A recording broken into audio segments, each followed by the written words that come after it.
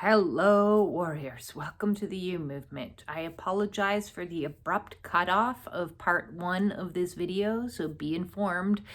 This is part one or part two of a video, but really, actually, it's kind of its own video. So you can choose whether you want to go watch part one, which is difficult Ascension symptoms, or you can just start here. Up to you. Because my battery died on my phone, which meant I then needed to come in and charge it. In the meantime, it started raining, which has given me time for Spirit to have a little powwow with me. And I was basically finished with that video anyways.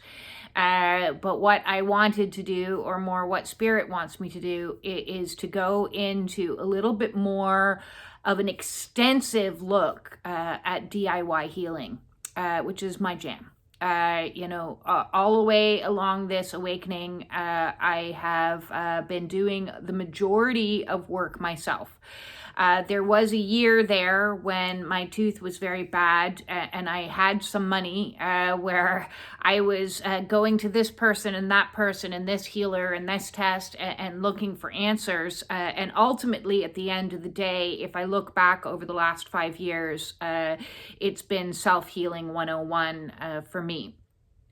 And I've been accumulating tools and techniques for healing, primarily because I had everything wrong with me under the sun. Part of a shaman's initiation is to learn to heal thyself. And in learning to heal thyself, we accumulate a medicine bag of knowledge. And well, I've been accumulating healings for over 30 years because my life has been fraught with trauma, which is the birthplace of all your conditions.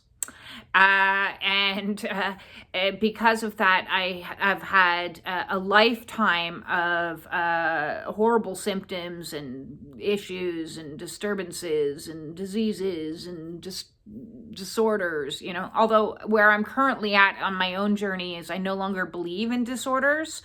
I believe that the majority of disorders, if not all of them, are as a result of trauma, and they are a normal human response to trauma. So when we start identifying the trauma, we realize the reaction that we're having either in the physical or the emotional is because of the root cause, which is the trauma.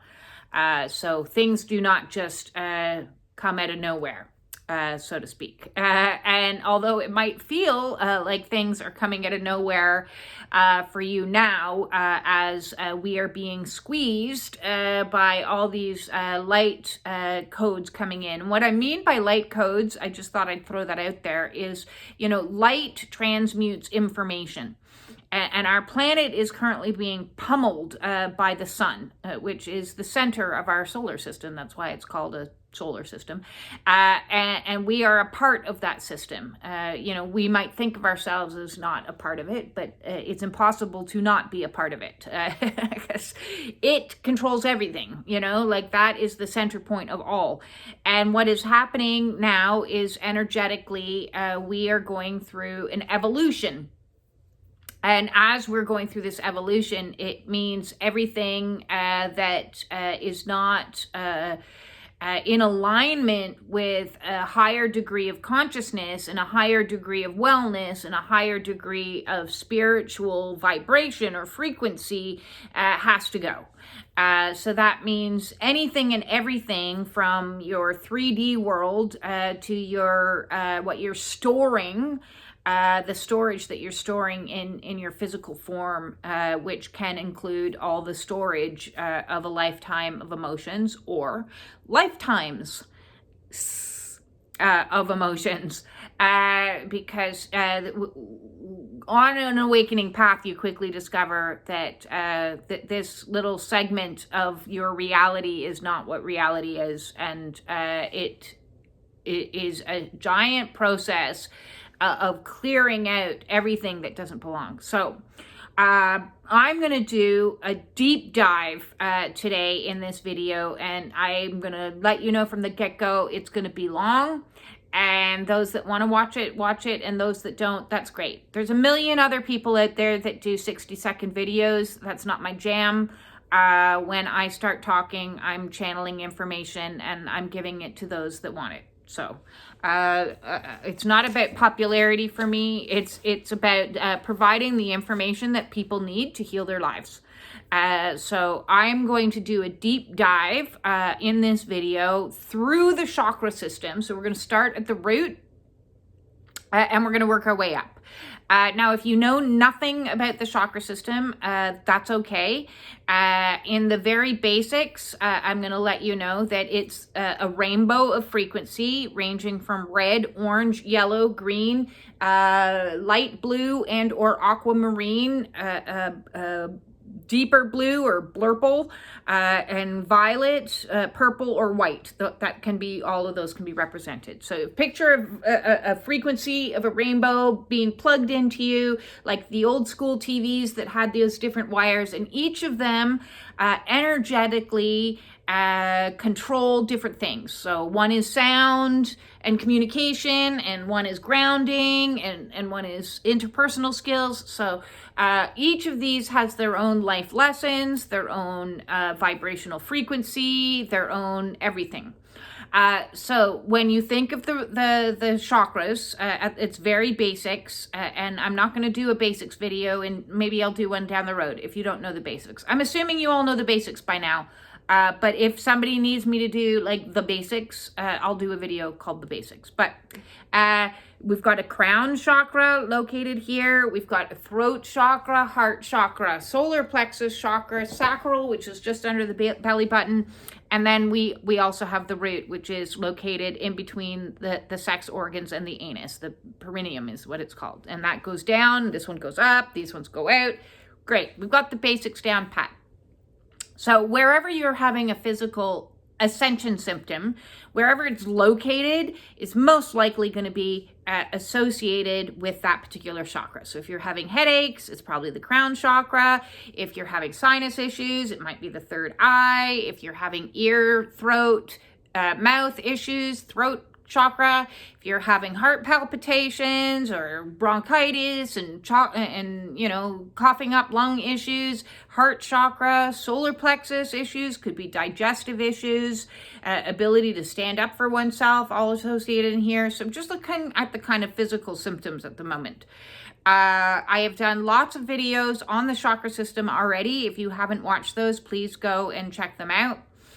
This one is going to be kind of like looking at, and I did do a long series of videos, each chakra, looking at the physical disturbances within each chakra and the healing techniques. So this is a repetition of some of those healing techniques, because it's always good to hear things more than once. And this is a throw out of DIY things that you can do for yourself to help you heal. I didn't complete the list, but sacral, if you're having, bladder issues, if you're having any lower stomach issues, and then root chakra is basically anything from your hips downward. So feet, knees, hips, low back problem, all root chakra. Okay, so now we've figured out, okay, where on my body am I having a disturbance? What can I do about it? What can I do about it? Starting with the root, these are some, and I'm not getting into the metaphysical reasons or the spiritual lessons or anything else right now in this video. This video is strictly a quick guide to get you thinking about, well, what can I do to help myself in this situation? I'm going to listen to my body. Oh, my knee is hurting. Oh, my head is achy. Okay, head, what do you need? I don't know.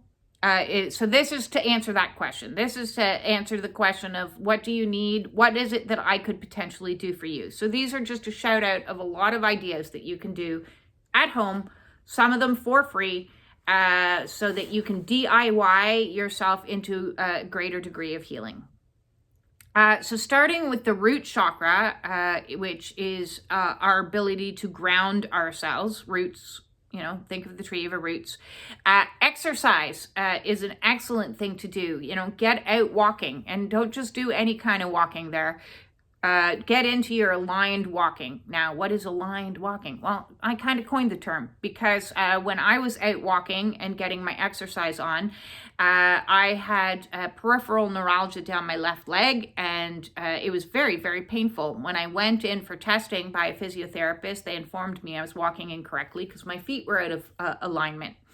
If your feet are out of alignment, then the rest of your anatomy is out of alignment. And so getting myself back into alignment became a movement meditation that I went, and every single walk was like feet forward, concentrate, feet forward, feet forward. So think of your mountain pose and get out moving. If you want more information on aligned walking, I've certainly done a lot of videos on that like 3 years ago in the body playlist. So exercise. Along with exercise, we have dancing and drumming, or dancing to drumming, even better, because this allows the body to move. Dancing is a meditation. It's a movement meditation. It allows you to move free flowing. You know, I'm not talking about choreographed dancing. Nobody's asking you to be a rockette. But that would be cool if you can. So just listening to some deep bass music. So that doesn't have to be like rave music. Maybe you're into rave music. Maybe you're not. Maybe you're more into like an Aboriginal or African drum, and you can just move to it, you know, because when you think of Africans dancing their traditional dance barefoot, you know, they're like stamping into the ground. So getting your dance on is an excellent healing modality. On the topic of dancing, FYI, next Friday, which is April the 4th, 2025, for those that watch this video in the future, I am hosting a dance party, online Zoom dance party. I have created a playlist for us to dance through the emotions. Is the objective of my dance party. So the music is not all going to be happy, fun, 1980s themed dance party. Well, we can maybe possibly have one of those in the future. This one is specifically arranged for allowing the appropriate movement to align with appropriate emotion and help us clear that out. So it's going to be starting kind of slow and moving its way up to fiery and energy and angry music, and moving our way up into like some higher vibe music as well. So if you would like to join me and everyone else on my dance party, to dance out your emotions, please join the Spiritual Warrior Support Group, and the Zoom link for that will be in the description below. Attendance is 11:11. Donation is requested, please and thank you, and let's get our dance on. So dancing and drumming. Another amazing activity for root chakra is gardening. And now is the perfect time of the year to get your seeds planted, which I've done. I've got one room in the front of my house there with a lovely window. I've got all my lettuce plants and my basil and my oregano and my chives and some beets and celery, all in my little seedlings underneath the window with a grow lamp. Got my fingers dirty into the earth. So depending on where you're located, getting some gardening going is an excellent thing to do, especially because a lot of our vegetables are sprayed with stuff. So the more things you grow at home, the better. And if you don't have a lot of space, you know, you can get some nice pots and throw in a tomato plant or a jalapeno plant, something in there. Talk with your neighbors. Say, hey, I'll grow jalapenos if you grow tomatoes. And then you're not just creating a garden, you're creating a community. And the root chakra is all about tribe and working together with the tribe. So, hey, let's promote some communal gardening. That's a cool idea. My next door neighbors, they grow green peppers. They also grow cannabis, but I don't use that stuff anymore. So I don't trade them for that. But I would trade them for a green pepper now and again for a stalk of celery. Go for it. Why not? If anybody's located near me and wants to exchange some vegetables, because we're not all growing the same thing, that's the way of the new age. That's definitely new earth activity. Hiking and or walking. So I already talked about aligned walking, but where are we going to walk? Obviously, if all you have around you is your neighborhood, walk through there. But if you have access to hiking, which is my favorite thing in the entire universe, and anybody who ever wants to go hiking with me, please let me know. My long-term goal in the future is to hike as much of the world as I possibly can. I would love to do that. So get out in nature around trees, which have lots of roots. So it's going to help ground you and root you. And that is a healing activity. So get out as much as you can into nature. Maybe you become a bird watcher. Maybe you become a fungus finder. Is that even a name? I know somebody that loves collecting fungus or looking for fungus. I wonder if they take photos out of all the fungus. They're a super fun guy. Sorry, fungi, you know. Anyways, I like my own jokes. Practice not raising your voice.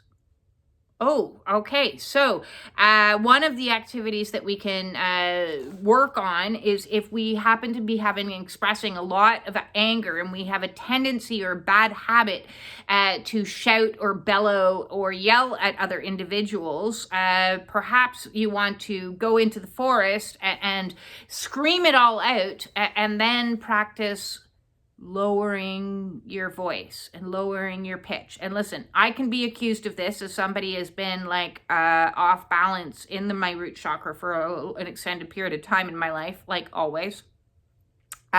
Is to be heard. I felt like I needed to talk louder. So now I'm trying to maintain a certain degree of consciousness of like, okay, I can lower my voice. I am safe. Everything is okay here. I can talk. And so I don't feel the need to like speak louder to be heard. So this one connects up into throat chakra, but lowering your tone and your voice to a calmer state of being is going to help facilitate your own healing. So it's going to be more pleasant for everyone else around you, as well as more pleasant for yourself. Clear out clutter from your life. So spring cleaning, we're a perfect time of the year to do some spring cleaning. Absolutely. Hoarding is a root chakra trauma wound. It's a response, a coping mechanism that a lot of people use when they've lived in chaos, because having lots of stuff around makes them feel safe and secure. So having a cluttered space is a response to trauma. It's one of the more aggravating things for me as somebody who tries to be as minimalist as possible. Doesn't always work, but trying to clear out stuff as much as you can is an excellent healing tool for you to use. I highly recommend maybe you do a little bit of research into Marie Kondo when it comes to decluttering your life, or if you need some help with decluttering your life. What I do is as I'm moving things around is, does everything have a place? If it doesn't have a place, then it doesn't belong somewhere. Everything has to have a place and have a home. That shows that you love it. If it's on the floor, you're not loving it. You're not loving it at all. So pick it up and say, you know, do I love you? And if I love you, I'm going to put you somewhere. If you pick it up and it says, and you're like, I don't love this. I haven't worn this in 5 years. God, this reminds me of my aunt. She used to yell at me all the time. Why am I keeping this stupid gift? I've never used this in my entire life, but it's a family heirloom. Get rid of it. Donate it. Throw it in the garbage as a last resort. If you can't donate it, recycle it. If it's recyclable, get rid of it. Clear out. Clear out. This also ties into all the energies that is feng shui. Feng shui your environment, because that allows for the movement of greater amount of energy. So we want to feel grounded, rooted, and stable in our environment. Clear it out. Clear, clear, clear. That's definitely on my agenda coming up, but I spring clean routinely. Sort out your finances. This year, that's all about what I'm doing this year after a year of legal battles. Finances, Where did those things go? So yes, lots of us on an awakening path go through periods of time, and we're not going to beat ourselves up for it, right? None of that. We don't do the self-loathing anymore. We're going to be gentle on ourselves and take it one step at a time, and like organize your banking, organize your taxes, organize your finances, do a new budget, see what you can do this year, what you can't do this year, talk to a financial person for advice if you need, and that will eliminate a lot of your stress and your worry and your fearfulness if your finances are at least in a more state of organized. Make your payments auto payments, so it's one less thing to worry about. Anything that you can do to tweak your finances. Now listen, I'm not a financial expert by no means. There's a lot of those out there that you can find, but I am an energy expert, and energy, money is energy, just like everything else. So if you want more of it, you got to treat what you have with love and respect and organization, just like anything else that you would in your life, so treat it with as much love as you would your children. And it's a really bad programming that a lot of us carry with us is poverty consciousness associated and intermingled with spirituality. Because somewhere along the lines, somebody said that, I need to do a vow of poverty to be a spiritual person. And that's simply not true, because the more money you have, the more money you can share. And the more money you can share or spend or grow a business or build a business.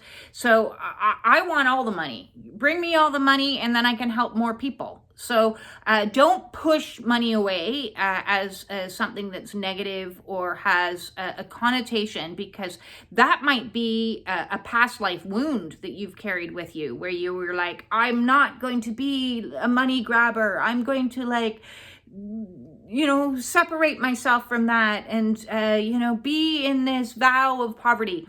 So we want out of poverty consciousness and we want into abundance consciousness. And with abundance consciousness, what you can use with discernment when we get to those higher chakras, we can use what we have with discernment to create the new earth through building a business that is more in alignment with your ethics, your morals, your way of being. So perhaps you want to build a business as a farm that's organic, and that's what you're called to do. Perhaps you want to build a business as a legal rep that offers certain mediation services with people to create a more peaceful thing. So use money wisely is the answer to that. And so when we start with ourselves, it's like a seed. I'm going to love on my money, and I'm going to build on my money, and I'm going to create something with my money to bring something better into the world. So let go of the idea that to be spiritual means to be poor. That is one that's certainly not going to help anyone, least of all you. Next up, we want to take responsibility for everything that happens. Now, when I say that, I'm not saying that you are, to blame or to shame, or you are responsible for what happened to you when you were a child. You weren't responsible what happened to you as a child, but you are responsible for what you do with what happened to you as a child now. It sucks. Listen, it sucks. I don't like that rule either. It just is. So shitty things happened, and now I'm taking those shitty things and I'm responsible for them. I can't just sit in an energy of, they did all these horrible things to me. No, I have to work with it and clear it out, and I'm responsible for the energy now. So it's like, it's a game of pass the potato. I don't know if anyone played that game, like hot potato. You had to get rid of it. And trauma's like hot potato through the generations. Your grandparents did a hot potato to your parents, and your parents hot potatoed to you, and you're left sitting there with the hot potato, and you can look down at your children and go, am I going to throw this hot potato, or am I going to break the cycle and crack it open and deal with it? So let's crack it open and deal with it and break the cycles of the abuse, all the abuses, all the cycles, and everything. So the more we take responsibility for ourselves today in the here and now, so I'm experiencing this emotion, or I'm having this reaction, or I'm having this thought, who is responsible for it today? I am. I am the only one that can transmute it, heal it, or shift it. So radical responsibility. Next up, we have laughing out loud. Oh, I definitely need to do more of this. I don't know, my humor left the building for a while there on this spiritual awakening, and it's been very hard to get it back. And I have been trying to watch stand-up comedy shows, and I'm just like watching, going like, that's not funny. That's not funny. Like at the present moment in time, I'm struggling to find good comedians. I love Ricky Gervais. He's my jam. So I keep going back to him because at least I can get a giggle. So if somebody can recommend a really funny stand-up comic, please put it in the comments. I'll check it out because yes, I would love to get my laugh on again. I miss that. I do miss that. So doing, I know there's even laugh out loud yoga where you're like forced to laugh out loud, but I don't think there's any of that around me in this town. That would be neat. Ha, ha, ha, ha, ha, ha, ha. Really pressing to get some movement happening. Write letters to family members and bury them. So I've talked about hate mail and lighting it on fire. This is a slight deviation from that, is to write out some letters, and you want the earth to transmute it. You want it to be grounded and sent down into the earth. So write mommy that mean letter of how she hurt you. Write daddy the disappointment that he didn't protect you. Write your siblings all the ways that they really messed with your head in whatever way, and then package them all up, dig a hole while you're out gardening, use it for fodder for your garden, and then plant something really beautiful on top of it. Next up, we have play. So I had this card come out to me yesterday, and I've bought myself recently some Trivial Pursuit games, new versions of them, like Outsmarted, that I'm going to play with my kids, which I'm excited about, because play is definitely something that isn't around a lot in an awakening, and finding more ways to play in the adult version of play, because I don't really want to get down on my hands and knees and build things. Art to me is relatively a serious thing. It's not very playful. So I'm always trying to find new ways to bring play into my life. I tried playing video games, believe it or not, recently, and that was not good for my nervous system. So I know there are some video games that are more like less like, oh my God, if I don't meet this criteria, I'm gonna fall off the cliff and start all over. So games like that, where there's like action involved, or there's tricky maneuverings, may not be great for your nervous system. So don't do anything that's going to exacerbate you, but find ways to play that are a little bit more gentle and soothing, and your inner child can enjoy herself a little bit more. This is a challenge for me that I am taking up myself, is to find more ways to play in my life. If anybody wants to, suggest some group play online activities that we could all do in the Spiritual Warrior Support Group, hey, shout it out. I'm always open for suggestions as well. We also want to wear red because the root chakra is red. Color is an energy, and if we wear red, it's going to stimulate when we see ourselves in red, when we feel the red, anything that's red. We carry red with us, red crystals, whatever. Eat red, red. How is a way that you can incorporate more red into your life if you're working on the root chakra? Do a colon cleanse if you haven't done one of those before. They're quite interesting. I know that there is a caffeine colon cleanse that one can do, or you can do an herbal colon cleanse. There's different things available to you on the market to help clear out all the junk in the trunk. if you are, especially if you're suffering from certain issues like any irritable bowel syndrome or constipation or anything like that. So you can talk to somebody about getting hydro cleanse, or talk to a naturopath about some ways to do a colon cleanse.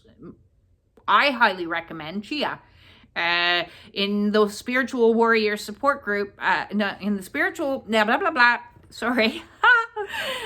In the food and sugar playlist is the spiritual warrior smoothie recipe, as well as the spiritual warrior's breakfast. 2 different videos in there. You want to cleanse that colon, you eat that stuff. That works wonders. Cut out alcohol. Well, I should hope you already have. And if you haven't and you're struggling with that and you would like to book an appointment with me to discuss ways on how you can stop consuming alcohol, I would love to support you on that. My background is, as you know, or maybe you don't, as an addictions counselor is my training. Alcohol, and I've mentioned this in many, many videos, is not something that's going to help you raise your vibe. It is going to help keep your vibe very, very low. It is a low vibrational energy. It opens you to a lot of negative energies. Just so you know, there's a reason why they call it gin, and that is because it's named after the gin, spelt differently, but yes. There is a lot associated with alcohol and alcohol consumption that's definitely going to exacerbate any issues that you're having in your life at all. So I am very much a teetotaler, and don't recommend any alcohol whatsoever on a spiritual awakening. The sooner that you can give that stuff up, the better you are going to be in every way, shape, and form, physically, mentally, emotionally, and spiritually. It is, you can't be high vibe and consuming low vibe and expect that you're going to ascend.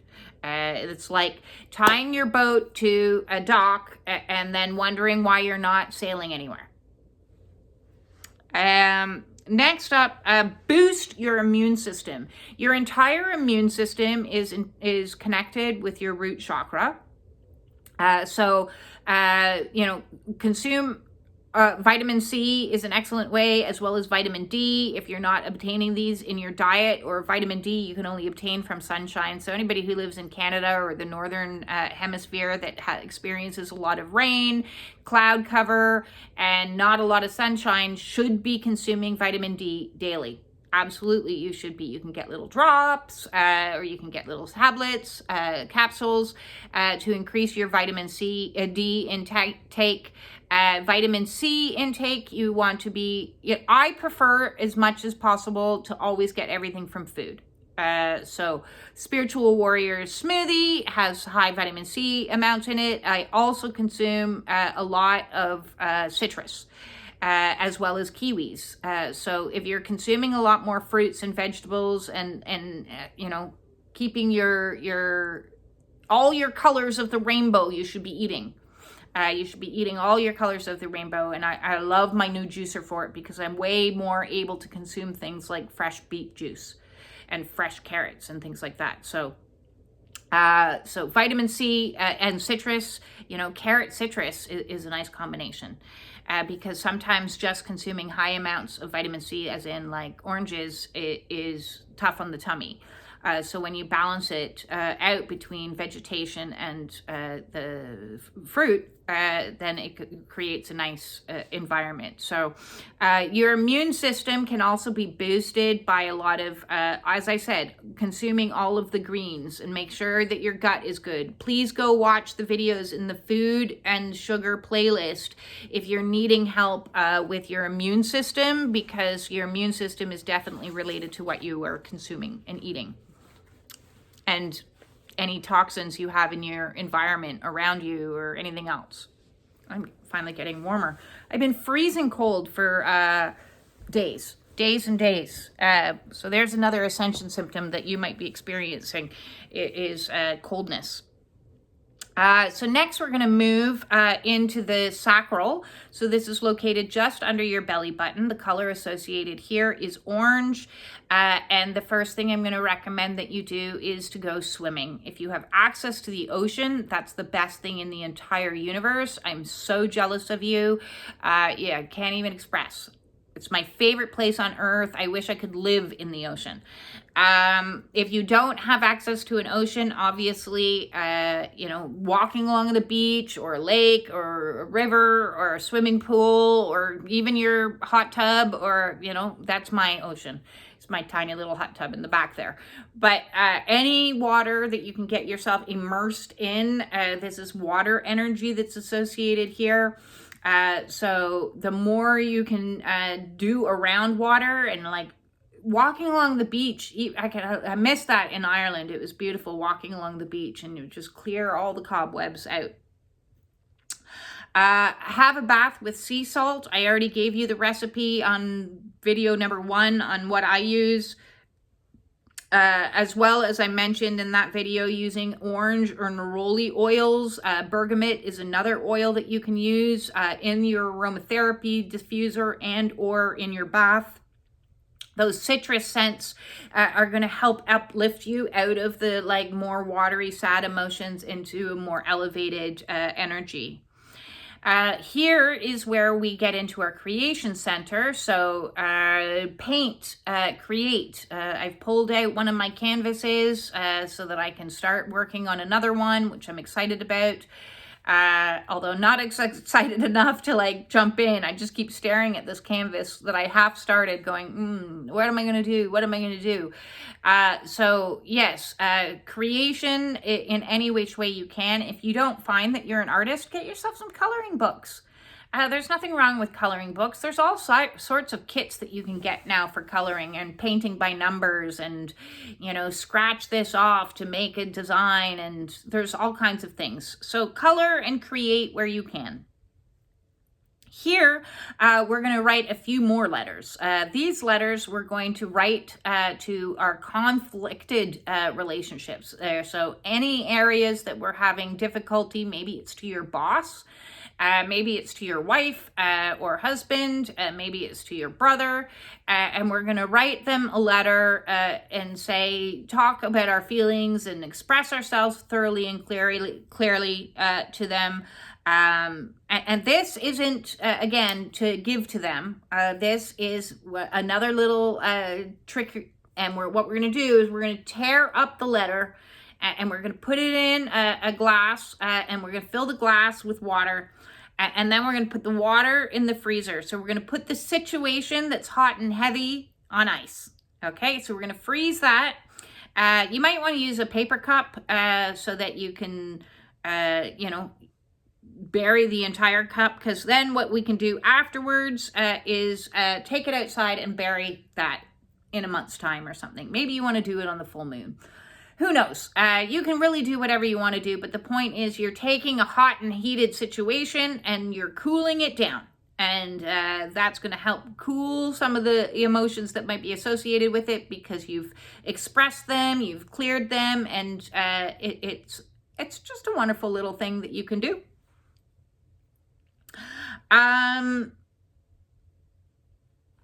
Oh yes, my note says bury it on a new moon. So once you've frozen it, just wait till the new moon, and then you want to bury it then. So new beginnings, creating new beginnings for yourself. Give or receive a therapeutic massage. So if you have massage tools, I have this massage gun that's the best thing in the entire universe. In fact, I was using it earlier on my IT bands because my legs are all super tight and my low back's tight at the present moment in time. I love that thing. Otherwise, trigger point massage therapy balls is, again, one of my favorite tools. I've done a lot of videos on that in the body playlist, as well as suction cups are some DIY home tools that you can use to massage your body. Otherwise, hydrotherapy, getting into a spa with some jets going is a fabulous thing, or go treat yourself to a really good masseuse if you have access to one. And there's all different types of styles of massage therapy out there. So do it yourself or get someone else to do it and help stimulate the flow of energy. Dance is coming up again, and I want to talk about dance as a means to reconnect with your body. So this, kind of get into your free-flowing, more like real expressive kind of dance. You're not doing this for anybody else. You're doing it for you. You're like, I feel like just doing some ecstatic dance. So put on some like awesome awakening playlists. I have lots of playlists if you need any help with playlists on the You Movement on Spotify, and get into some like just full movement, stretching your toes, and you're not doing it for anybody else. You're just doing it for you. So wear orange. What are ways you can wear orange? You can see my room is kind of a terracotta orange. I did that on purpose. When my life was falling apart, I decided to paint my room this womb color. This is my womb room. And in my womb room, I rebirthing myself. I do a lot of healing work in here. I have my studio space. My room is big and long, and I have my studio space on one side, my meditation space on another, my yoga mat on the floor at the foot of my bed, and then my bed. So my room is divided into categories of all of the healing stuff that I do. And in my womb room, I allow myself to feel comforted. So wear orange, not a popular color for a lot of people, but I've added it to my wardrobe, and I suggest that you add it to yours. How are ways you can incorporate more orange in your life? And I already mentioned using the essence of orange in your bath. This is just a repeat of that for fragrance. If you want to get yourself some like orange essence or aromatherapies that are orange scented. I love bergamot. It's a beautiful, beautiful smell, and it's very uplifting. Physically, do a kidney cleanse. Your kidneys is part of your bladder and clearing out system. So I highly recommend pure cranberry for this. And this isn't that cranberry orange, what is it called? Ocean spray. No. Not like cranberry juice blend. 100% pure cranberry is what I'm recommending for a kidney cleanse. Because that helps clean out and clear your kidneys. There are also kidney cleanses you can buy that are kits. Those might cost you a little bit more money, but you can definitely do that. But cranberry is definitely what I do. I buy the stuff. It's bitter as hell, and you take a shot of it, and you're like, oh, that's strong. But it will help your kidneys better than anything else. It's incredible stuff. So, moving into the third chakra. I told you this is going to be a long video. Moving into the third chakra, it's asking us to do an internal audit. I don't know if you've ever worked in a store where you've had to do an audit before, and it's looking at everything that you have, all your inventory. So this is a self-inventory, and I want you to write down these questions. Question A. Do you like yourself? What don't you like, and what do you like, and why? Question B, are you critical to others? Is this a way of protecting yourself? Question C, do you respect yourself? Can you decide to make changes and then stick with your commitment? So A, B, and C. 3 questions there with a little bit more involved in them. If you need me to repeat those, that is, do you like yourself? What don't you like? And what do you like? And why? Are you critical of others? Is this a way of protecting yourself? And C, do you respect yourself? Can you decide to make changes and then stick to your commitments? That's an interesting one. Next up, how about developing a self-esteem practice? What's a self-esteem practice? Well, affirmations would definitely be a self-esteem practice, as well as self-care if you're actually taking care of yourself. How do you talk to yourself, and how do you take care of yourself? Are you treating yourself as well as you would treat other people, or are you treating other people better than you treat yourself? In which case, self-care becomes a priority.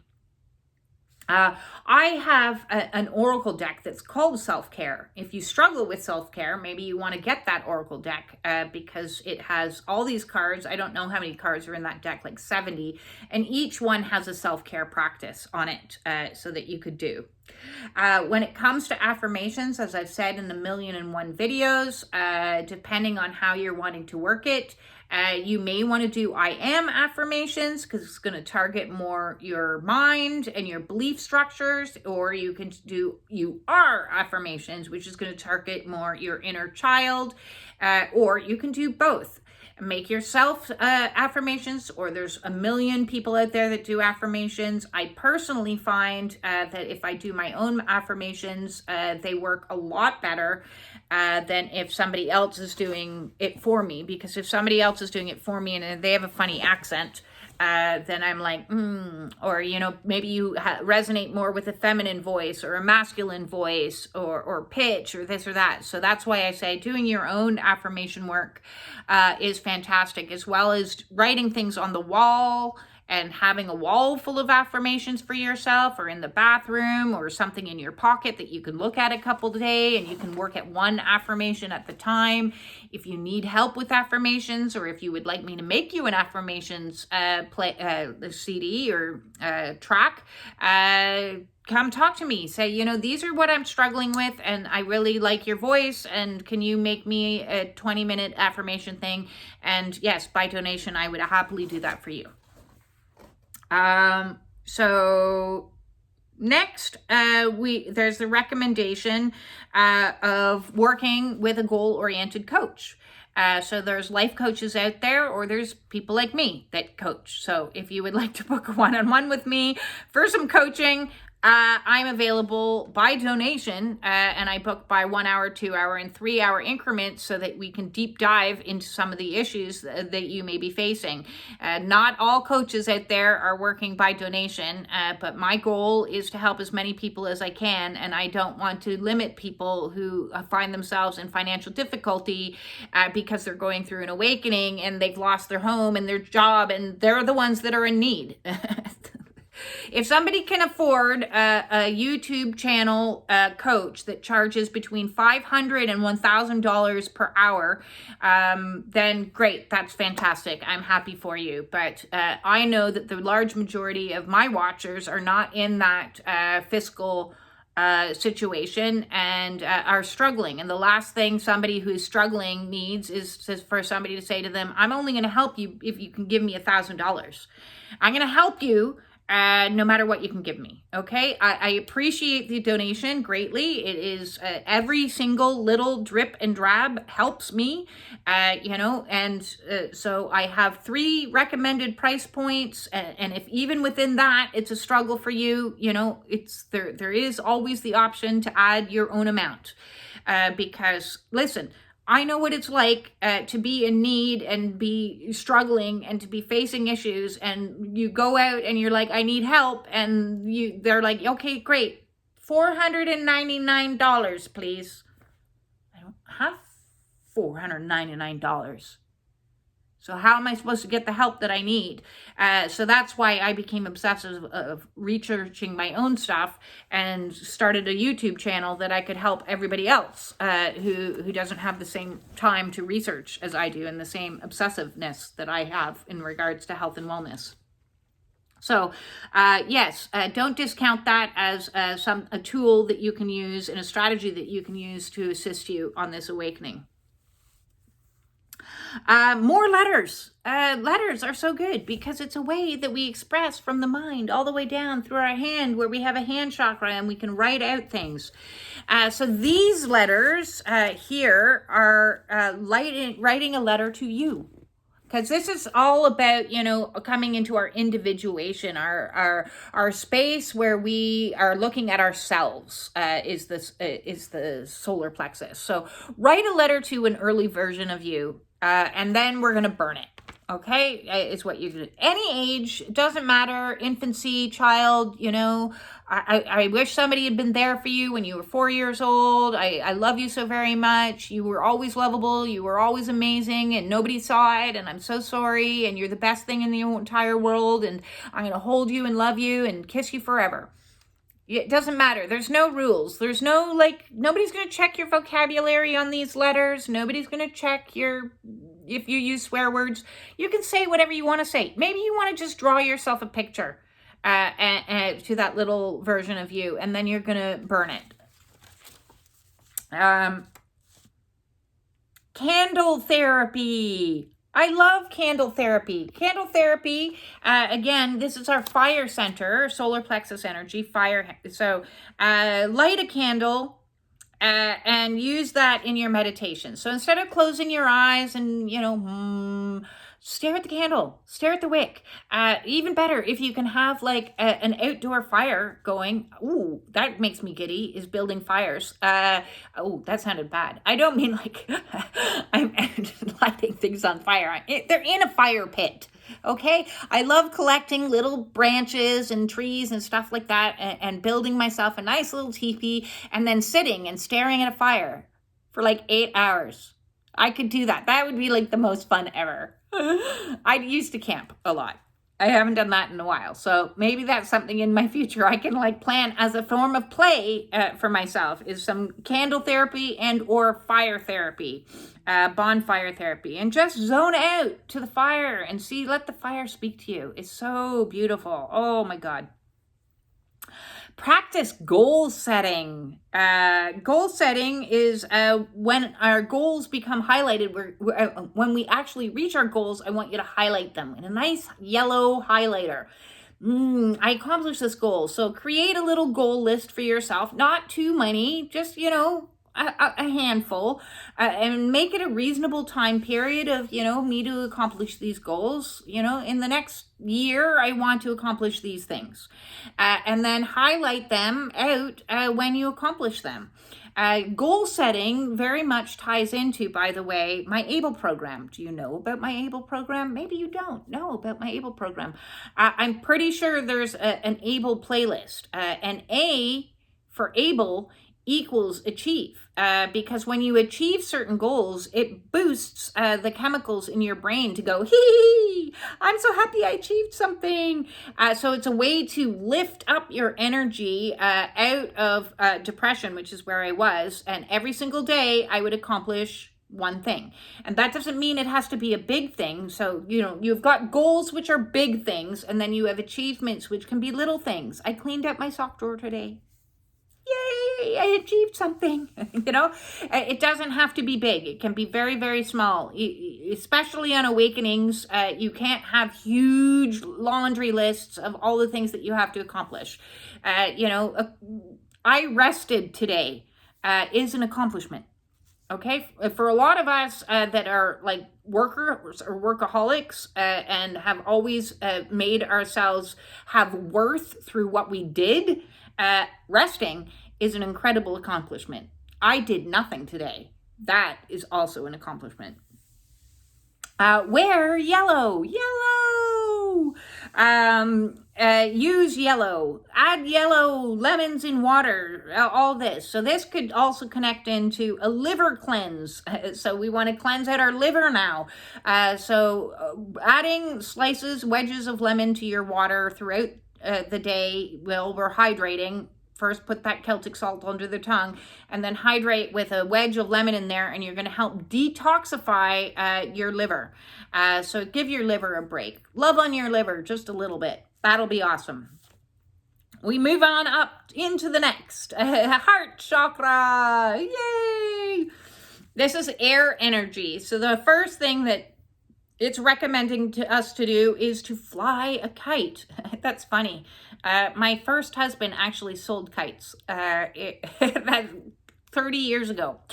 So I used to actually fly a lot of kites, like the double-handed kites, the like sport kites, you know, that go around. So he had all the kites. I didn't get any kites in the divorce, sadly. Maybe I'll have to invest in a kite. If somebody wants to go kiting with me, that would be great fun. The other thing that it's suggesting to try, and this I think involves a little bit more money, and something is definitely on my goal setting list of my, you know, bucket list. We all have a bucket list of things we want to try, is to take a hot air balloon ride. Yeah, I want to try that. That would be an interesting healing. Sorry, why are you taking this hot air balloon ride? It's medicinal. I'm healing my heart chakra. The dude would be like, okay, yeah, whatever. I think they would be wonderful. A wonderful thing to try indeed. Practice heart-focused breathing or breath work. I am obsessed with breath work. I absolutely love breath work as a healing modality. I have a breath work playlist. Now, none of those are me, but it is a playlist, so it's easy for you to find some breathing activities. There is everything from slow breathing to intensive breathing, to Wim Hof breathing, and I love breathing. If you have stuck energy, it is hands down the best modality ever for healing and clearing. And now it's heavy duty, it's hefty stuff. When you're going through a lot of Ascension symptoms and a lot of Kundalini symptoms, may not be the time to be doing heavy duty breathing because you'll make it worse. It's like fanning a fire. So it's more if you're in the like slow, dark, I need to move something, I need to clear something, highly recommend breath work. Check it out, try it, get back to me, let me know what you think. It'll shift things. You will cry, maybe not, or you will get angry and scream. Something will be released. If you're needing a release, like, oh my God, you're stuck in me, breath work is the way to go. There are also in your communities, sometimes people host breathwork workshops where you're breathing in a room with a lot of other people. And there's also ones that you can do online. Something for me to consider getting organized for the Spiritual Warrior Support Group is a group breathwork thing. I would need to meet a breathwork practitioner. So if you're a breathwork practitioner and you want to like collaborate with me, get in touch. Also, we have meditations, hand on the heart. I mentioned that already today in the part 1 of this video. Focusing your attention on the in and out of the breath, you know, like just do that for 10 minutes, 20 minutes, half an hour, and see types of shifts that you'll make in the heart space. Practice compassion and forgiveness to yourself and to others. The best way to learn compassion for others is to learn to give it to yourself first. First and foremost, I do have a compassion meditation in my Meditations with B playlist that I did ages ago. I've done lots of talking in the emotions playlist about cultivating a greater degree of compassion for yourself, and in learning how to be compassionate and more loving and more gentle and more natural and kind and nurturing and sweet to yourself, you can show up and understand and be more compassionate to other people. Like, I have the utmost compassion, even for the people that have hurt me terribly. I have a lot of compassion for them because I know that they did what they did because they were traumatized too. That doesn't mean that they are allowed near me because I can't take the risk of being hurt again, but I have compassion. I have absolute compassion for them. So to me, forgiveness does not mean opening the door and saying, I forgive you. It means saying to God, I understand why they did what they did, and can you take care of that for me? Because it's not my place to heal anybody else. It's not my place to deliver anybody else's karma. It's not my place to, because then that's just going to create more karma for me. So I don't want to do any of that. So I'm just going to like forgive and compassion for myself for what I've been through. It was terrible. And I'm going to show that I have compassion for them, that I understand that why they did the things that they did was because they were wounded, but you lost your right to have access to me. Forgiveness does not mean access. Just absolutely not. If somebody has done you wrong and has hurt you, the best thing you can possibly do for yourself is show yourself enough love and compassion to create very thick, large boundaries, like the size of the white wall boundaries for some people, because they aren't sorry. They haven't changed. They won't change unless they go do their own healing and their own stuff, which has nothing to do with you. So create a wide berth as possible, because that's the most compassionate and loving thing you can do for you. And let them go do them.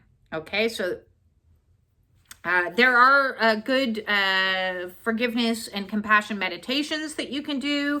If you need some help with compassion work or self-love work or forgiveness work, and you would like to get in touch with me, please feel free to reach out, and we can discuss some of the things that you're stuck on. Things that you can wear. Let's wear some green, but not just green.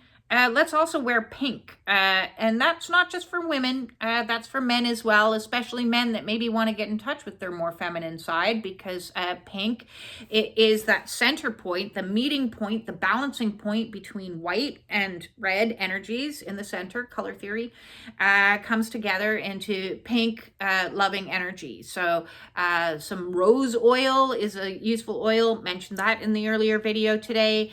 And as well as the greens. So wearing some green colors is about harmony, balance, peace, is what all that color healing does. And pinks is about love, compassion, and unconditional love. So not just love, but the unconditional kind, which means I'm going to love you even though you're not around. I'm going to still love you. And I'm going to love me too. Rose quartz. I haven't mentioned much about crystals. I could do an entire video on crystals. That would be a 9-hour video, but maybe that's for another day. But rose quartz is particularly good if you're struggling with heart chakra issues and you're wanting to bring in that more subtle, gentle energies. So rose oil, rose quartz. Watch your cholesterol and your blood pressure. You know, this is our heart center. So what's your blood pressure doing? What is your heart rate doing? What's going on in the heart space? And how can we love on this a little bit more? One way we can is by consuming more celery, believe it or not, especially if you have blood pressure issues. Celery juice is super good for you. It doesn't taste very nice. But if you mix it with some kiwi, it's not so bad. And kiwi is also green. So there you go. So some kiwi celery juice, give it a try. Tell me what you think. Maybe I'm going to have some of that later myself. I got some in the fridge. And cut back on your sugar and sweets. Now, I have done so many videos on sugar. Please check out the sugar and food playlist. Sugar addiction is all about the energy of my life is shit. And so I'm going to make it sweeter. So instead of making your life sweeter synthetically through sugar, which is the most addictive substance, which hits the same place in your brain as a cocaine addiction, instead we're going to learn how to be sweeter to ourselves, to treat ourselves sweeter, kinder, nicer. So if you're saying mean things and then you're feeding yourself sugar, you're just going in a circle of cycles. So instead, we're going to put down the sugar, and instead we're going to treat ourselves like we're our best friend. Ask the question, in this situation, how would I treat my best friend if they were coming to me with this problem? Or my child? Or somebody I really, really like a lot. Like a lot. If Ryan Reynolds was coming to me with this problem, Right? I'm not going to be mean to Ryan Reynolds. I'm never going to say anything mean to that man ever. I'm going to tell him he's beautiful and he's hilarious and I love his sense of humor and he's so creative and he's a genius. So I'm going to treat myself like Ryan Reynolds and I'm going to start saying to myself, I'm beautiful. Huh, wow, I am. That's awesome. I got a great sense of humor. Huh, right? See? So treat yourself like Ryan Reynolds. Well, if he's not your dude, then whoever is your dude, okay? Pick a dude or a woman that you just admire incredibly, and then go through the filter of, would I say what I just said to myself to them? Would I do this to them? Would I feed them chocolate? Or would I, when they just told me they had blood pressure problems? No. Here, Ryan Reynolds, here's some like celery juice. I made you special fresh. But hey, it works. It is a healing. It is a healing and it works. With the quitting comes the quitting of the smoking. I don't care what you're smoking. That's a hard chakra situation. It's out of balance. I have done lots of videos. There's a Let Go playlist and an Addictions playlist there about quitting smoking. And that included quitting cannabis for me. And that includes vaping. I don't care what you're smoking. I just don't. It's still a coping mechanism. So if you are smoking, understand at its core, there is a heart chakra wounding. There is a trauma that's going on in there where you need to like give yourself a coping strategy that is inhaling hot air to swaddle the area that is here to make yourself feel better. So when we start investigating and doing a deep dive, what's underneath that, and oftentimes it is a mummy wound in my personal opinion. I'm not a medical doctor, right? I'm coming from my perspective and my opinion and my education and my experiences. So yes, underneath smoking is woundings, and so quitting smoking obviously is going to help your health. I can hear the cannabis people in the background arguing with me and telling me that it's a medicine. Okay. I've had this discussion as well. Yes, it is a medicine. That doesn't mean it's a life sentence. Okay. We use medicines to help us get through something until we transmute that something, and then we don't need those medicines anymore. It is a useful tool, 100%. It is useful in many cases of complex post-traumatic stress disorder. It is useful in many cases for pain, chronic pain issues and things like that. But when you get to the root cause of what is causing the post-traumatic stress disorder or the chronic pain, and you transmute and heal that, you no longer need the medicine. Okay, so I am not trying to offend anyone out there, but I'm going to call everybody else out and say, listen, medicines are a temporary tool until you get to the healing place where you no longer need that tool. So use the cannabis until it's no longer needed. I used tobacco as a tool, as a coping strategy. I put that down. I picked up cannabis. I used the cannabis as a tool, which helped me get off the tobacco. So cannabis is better than tobacco, in my opinion. And then I moved into air and breath work and breathing. You want to stimulate your nervous system if you have chronic pain, do some intensive breathing work. You want to release some trauma, do some somatic movement and somatic breath work, and you will release the trauma, and then you'll be like, I don't even feel like I need this anymore. I'm doing okay. So medicines are medicines. That's not the same as a life sentence. Air is a life sentence. You need that forever and for always until we no longer need this body. Anything else, you don't need. It's not a need. It's a temporary solution. Sorry. I hope I don't get yelled at. I guess if I do, I do. And finally, we have love yourself. which is the whole premise of my entire channel, is to learn to love the fuck out of yourself. Like, love yourself so much, like beyond what you've ever thought. And listen, I know loving yourself is very difficult. I have a playlist for that as well, the Love Yourself playlist. I used to hate myself, despise myself. I'm no longer in that energy. I love the fuck out of myself. I love myself so much that I would rather be on my own than be mistreated by any other person on the planet. I don't care who they are, how amazing they are. If somebody is going to treat me wrong, I'm not tolerating anything anymore because I love myself so much, and I have so much value and self-worth and self-care and self-boundaries and self-forgiveness and self-compassion and self-understanding and self-awareness and self-knowledge that I no longer accept anything from anyone that isn't love. Because my definition of love has gone up to here, which means now I'm no longer accepting any of this faux love, this fake love, this pretend love, this bullshittery love, this breadcrumbing, this manipulations, this whatever this energy is down here. I've ascended out of that. And so anybody that comes in, friends, partners, lovers, business associates, if it's not matching, it's a no.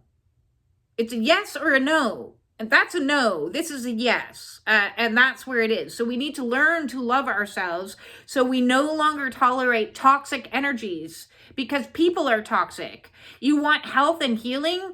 Don't be around toxic people.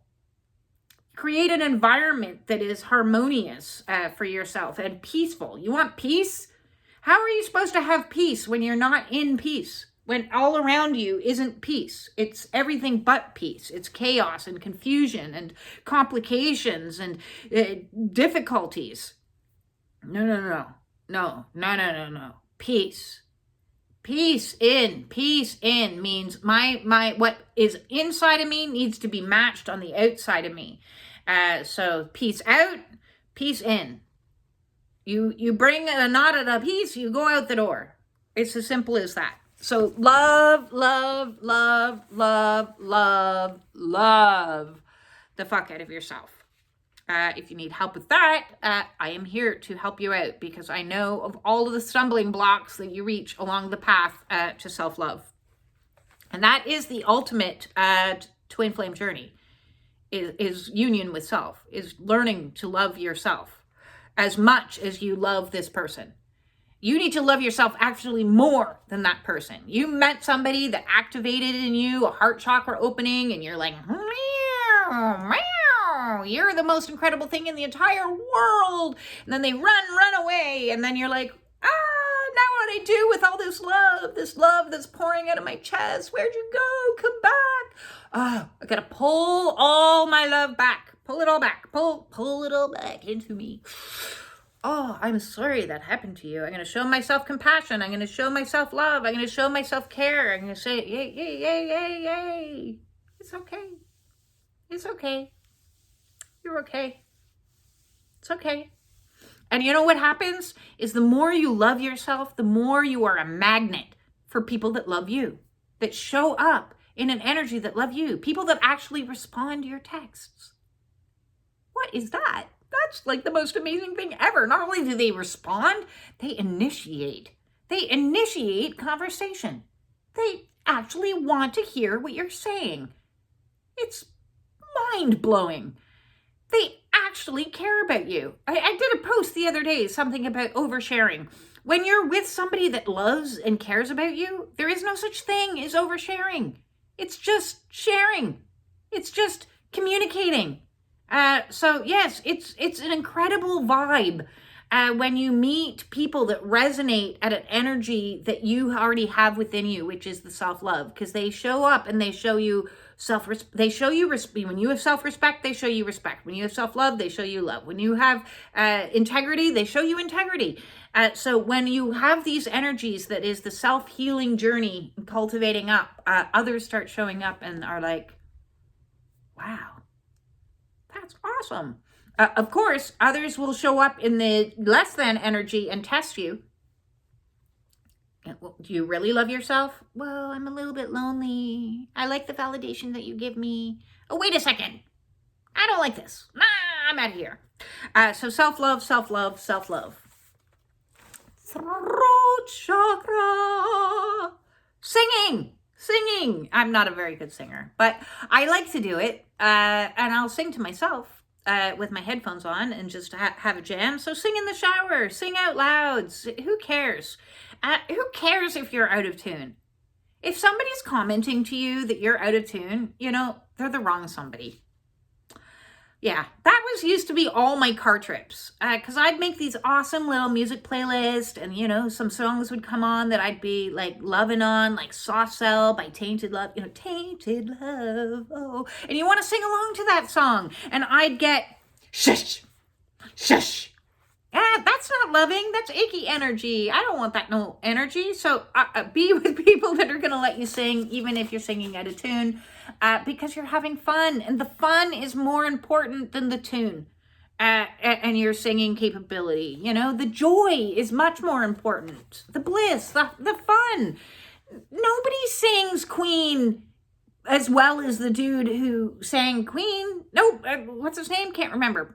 Nobody sings as well as he did. Nobody at all. But we all sing along to it. We all sing along to We Are the Champion. We all sing along to all Bohemian Rhapsody. Come on. Nobody can sing that solo. I can't. But I'll sing along to it. Mamma mia, mamma mia.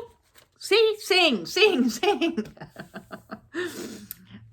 We're also going to practice some assertiveness here and check our communication styles. Maybe you don't know your communication style. What is your communication style? I'll tell you, there's 3. You can be, or there are 4. You can be passive aggressive, and we don't like that. That's where a lot of narcissists play. And listen, I have done a video in the narcissistic playlist that is called Toxic Communications, something that narcissistic or toxic people use. Toxic communication. Go check that out. Because that's a lot of passive aggressive communication. That sounded kind of like they were being nice to me and mean to me all at the same time. Ooh, I don't like that vibe. I don't like it. Example, my mother used to always say to me, you could be quite pretty if you just put on a lot more makeup. Yeah, is my response to that now. So yes, passive aggressive is a no. We don't want that one. And we also don't want aggressive.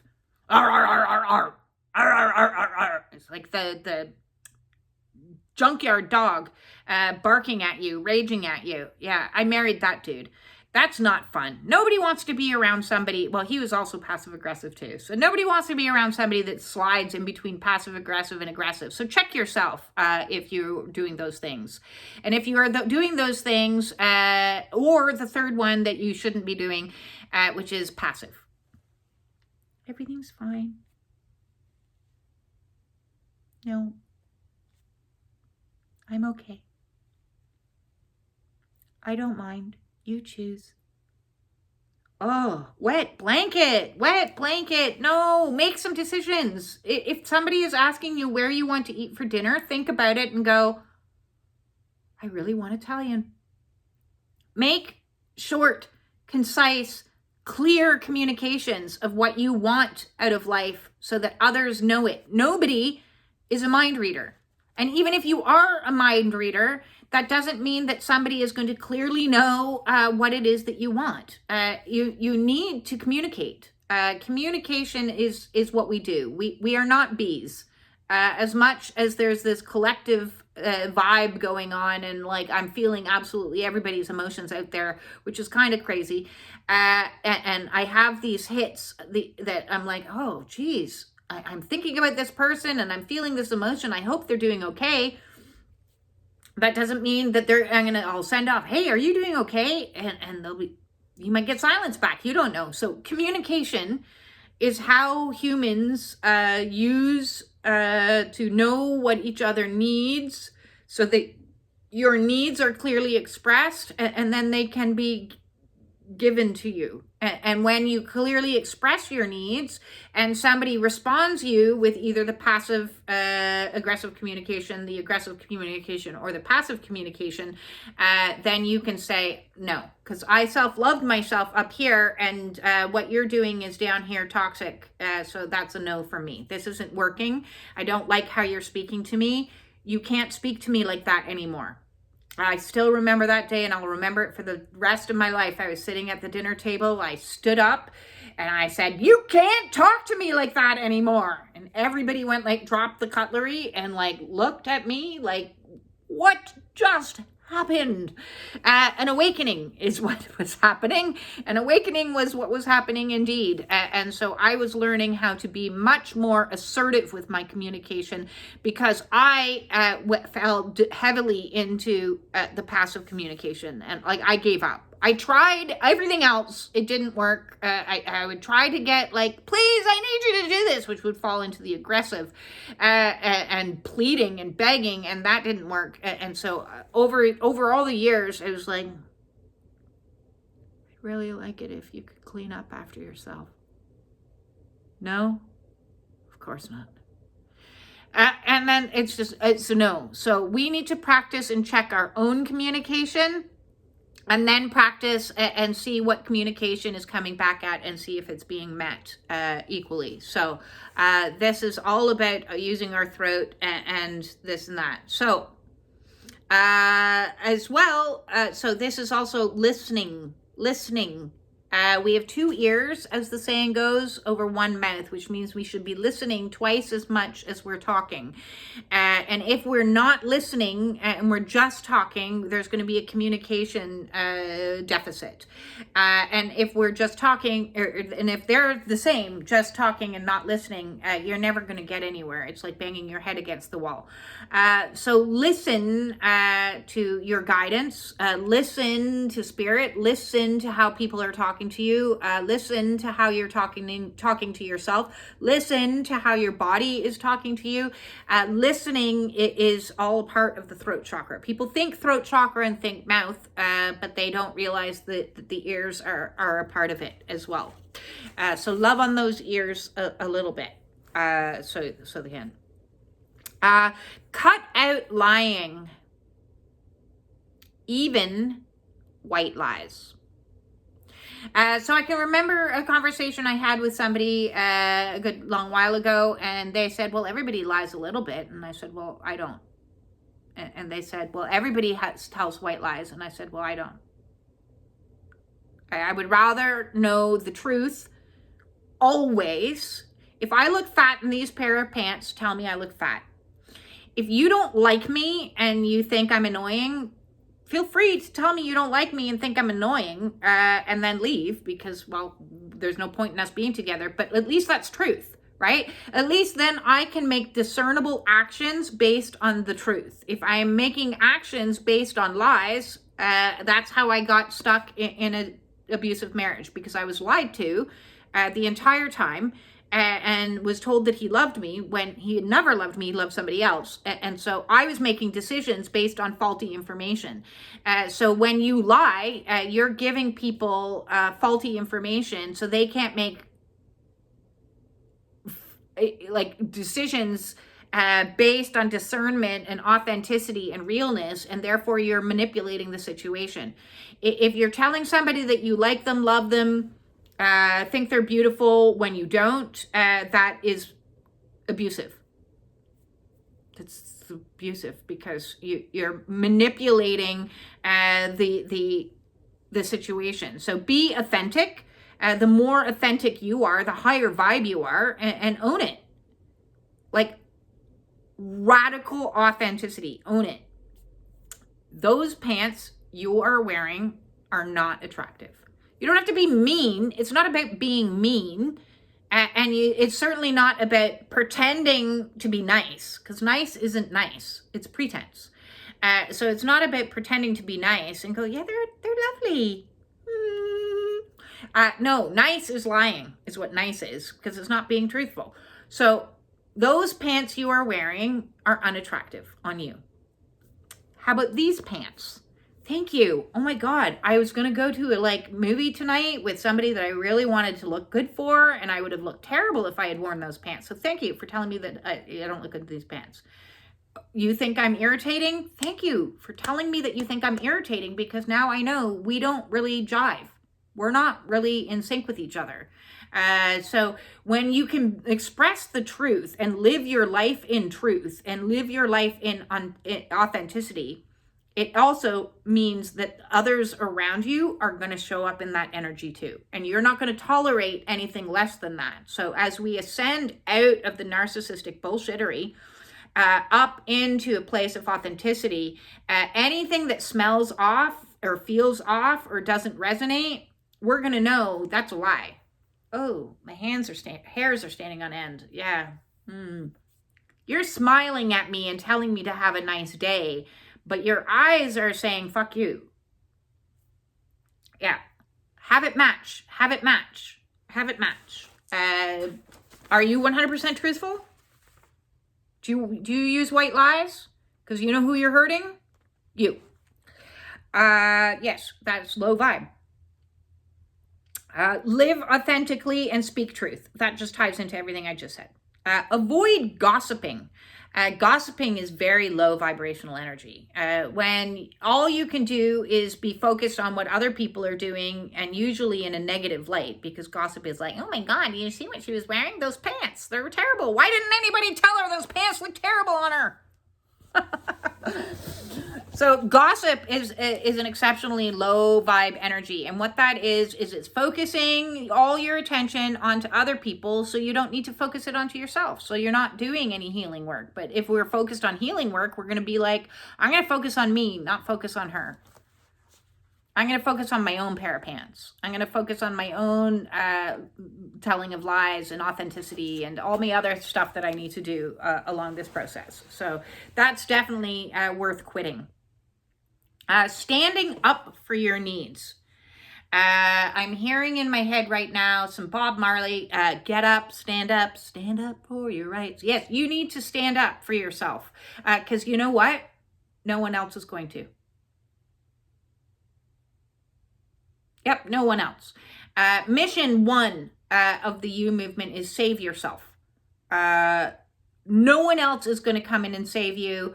There are no princes on white horses. There are no superheroes that are going to swoop down and save the day. You have to do that for yourself. And the way that you do that is communicating your truth by standing up for yourself. I want out. I quit. I want a divorce. This is over. This isn't working. I've said everything I needed to say, and now I'm making an action step, and No, I'm not tolerating this anymore. You cannot speak to me that way anymore. Stand up for yourself and practice. Practice. Every time you get little triggered, and it might be small little things, I need you to clean up this mess. Maybe it's to your kids. I need you to, the way you left the bathroom was disgusting. I need you to go clean it.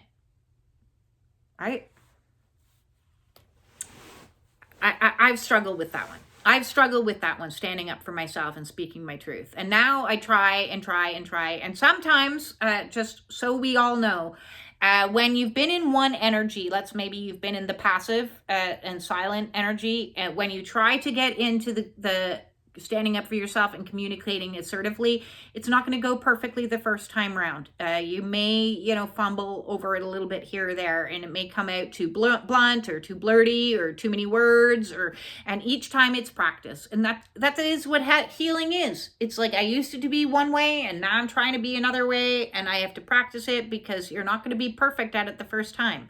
When a baby walks, it goes walk, walk, fumble, walk, walk, fumble. And you're going to go talk, talk, fumble, talk, talk, fumble. And that's okay. It's okay to fumble. It's okay to make mistakes. It's practice. What's not okay is to just give up and be resigned, and then nothing will ever get healed. Nothing will ever change. You will never be saved. Well, that would be horrible, because we all are warriors and we can all save ourselves.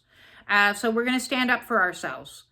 We're going to also incorporate some turquoise or aquamarine colors into your life. I always wear turquoise rings on me, and I have a lovely aquamarine anklet that I wear. That was a gift. So wear turquoise, aquamarine, definitely be in the vibe of anything oceanic. You know, that's very nice. The rest of my bedroom is all aquamarine colors. It's my favorite color. We're going to practice doing things outside of our comfort zone.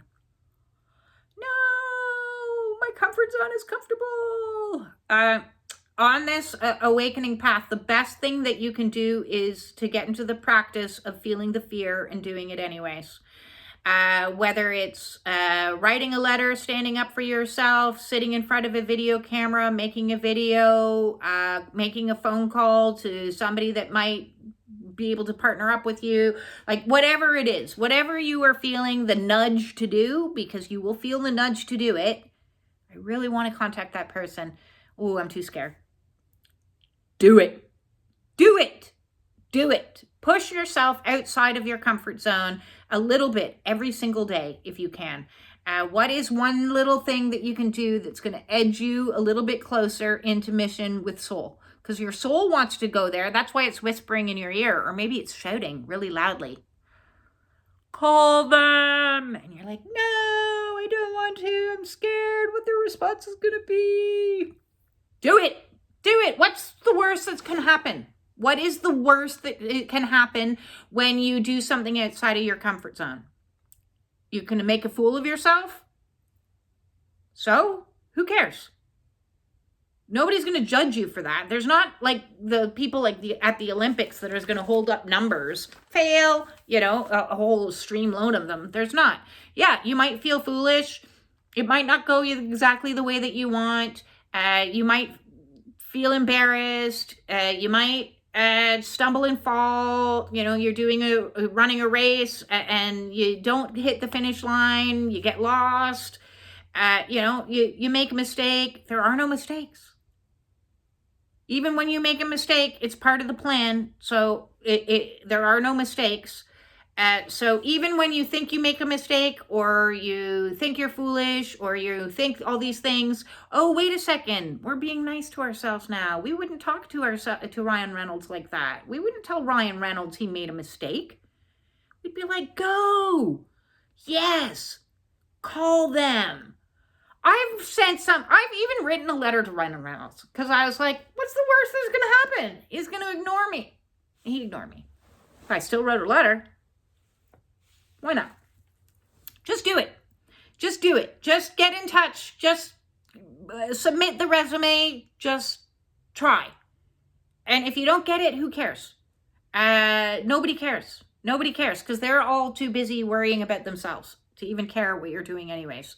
So do things outside of your comfort zone as often as you can, preferably every single day. Make choices and act on those choices.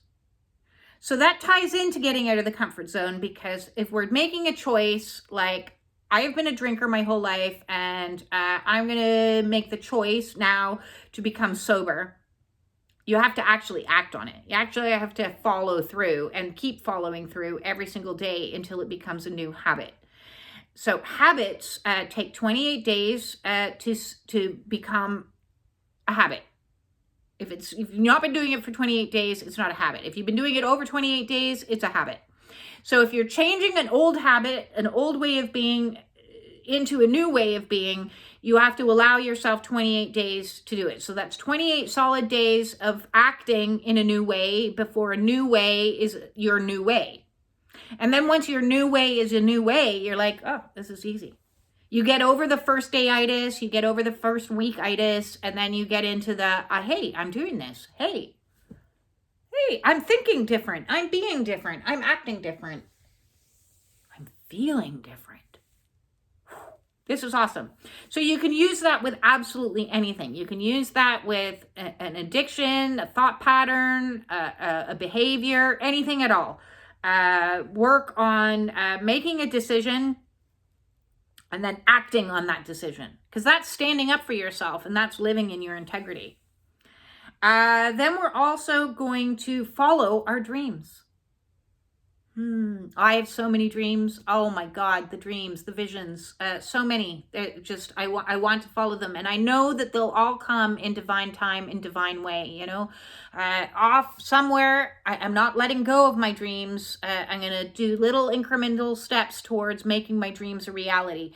One day, you will find me in a VW van, traveling around as many places as I can to help as many people as I can on my journeys, recording it on my YouTube. One day, that's going to happen. I don't know when, I don't know how, I don't know where, I don't know with who. I have dreams about that, but one day that's going to happen. One day, just maybe, I will have a treatment center to help people recover from trauma. That would blow my mind.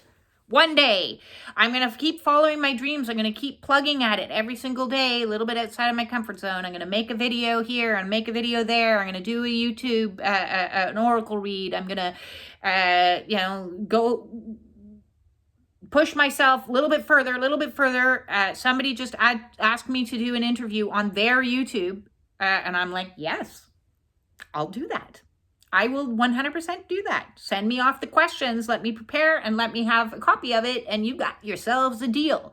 So if you guys are trying to build a YouTube and you want to cross-pollinate with me, you want to interview me, I'll do that. I 100% will do that. I don't care if you have only 12 people on your channel. I'll help you out. Why not? Because I want to help build a new world. And the way we're going to do that is collectively with community and communication. Throat chakra, yes. Also, we want to boost our immunity to infection. So I already talked about boosting our immunity up a little bit here. So infections can come into play in the throat chakra when we are not, this is when we're getting the flus all the time and things like that. So ways we can do that is oil of oregano. Oil of oregano is a magical oil. It tastes like disgusting, but get yourself a little teeny weeny bottle of oil of oregano. And if you're finding that you're having a lot of infections that are happening through the Ascension process, which a lot of people do because that's how we purge. First something becomes infected and then we purge it out. So sinuses, lungs, mouth infection, ear infections, skin infections, oil of oregano is your new best friend. A couple drops of that underneath your tongue, and then have some juice or something because the flavor is pretty revolting. You can also mix it into your juice, but I'd rather just get it over and done with. So oil of oregano is fan-diddly-tastic to boost your immunity from infections. Told you this was going to be a long video, and we still got 2 to go. So 2 more in this mad, crazy video for healing yourself. We're into the third eye. So practice listening. So this also ties in here. Practice listening without focused on your response. So this is more, we get into a thought pattern when we're hearing people of like, well, no, that's wrong. So this is more about active listening, as in I'm really hearing what you say. So one thing that you can do when you're in active listening is parrot back to them what you think you heard. So that you're confirming. So this is more a process of discernment. This is more a process of understanding. So what I think I'm hearing you say is that you're not happy with the temperature that I am keeping this house at because you're too hot. I don't know. Yes, that's exactly what I said. Just wanted to be sure, because you kind of went around along places, complaining about having to wear sweaters and complaining about this and complaining that. So I just wanted to get to the root of the problem. Yes, that's the root of the problem. Okay, good. I am understanding. So the goal is to come from a place of understanding. Also, we want to practice listening to our own intuition. And listening to your own intuition is its own kind of crazy, because a lot of us who have had trauma have shut that down. And it's very difficult to trust in your own intuition when you've been gaslit routinely your entire life. So when you've been constantly told that your reality isn't your reality, you then question reality, and you then seek counsel outside of yourself to validate your reality. So you'll get an emotional hit, you'll get an intuitive tingle, and you'll be like, are they mad at me? They seem like they're mad at me. No, why would they be mad at you? I don't know. I just feel like they might be mad at me.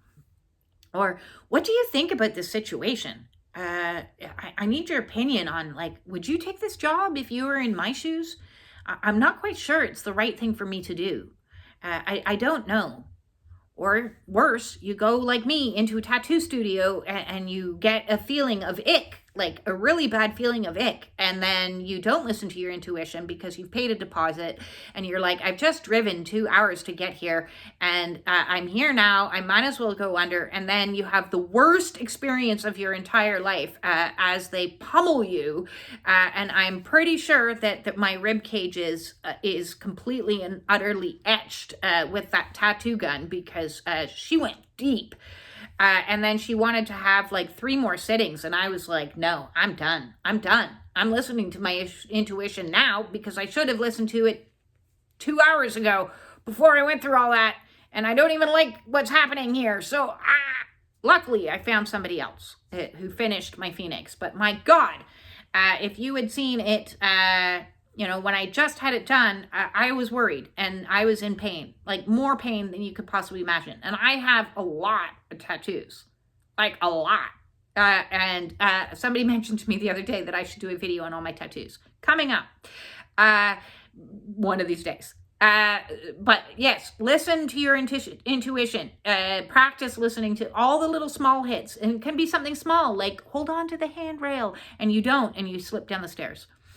So practice the little ones so that you can listen to and practice the big ones.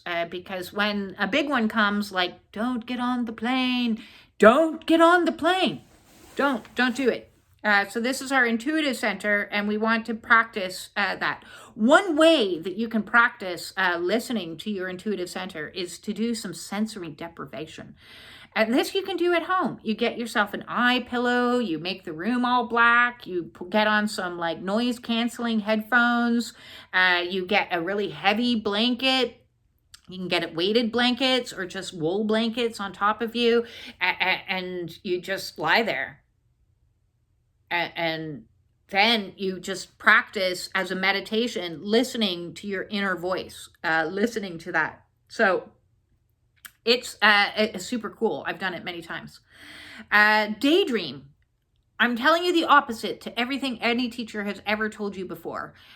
Daydream. Do it. Hey, you, Lisa, in the back of the class, pay attention. Don't pay attention. Daydream.